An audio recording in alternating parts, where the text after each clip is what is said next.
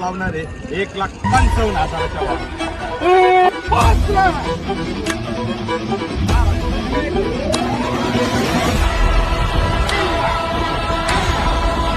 किती म्हशी आहेत जर्मन साहेब? 7 म्हशी खरेदी केल्या. म्हशी सुद्धा बघता. म्हशी म्हणजे एका गाडीत एकच म्हैस नाशी म्हैस. आज कोडेगाव बाजारातील टॉपची म्हैस, टॉपची राणी आपल्या मुळेतील शेतकरी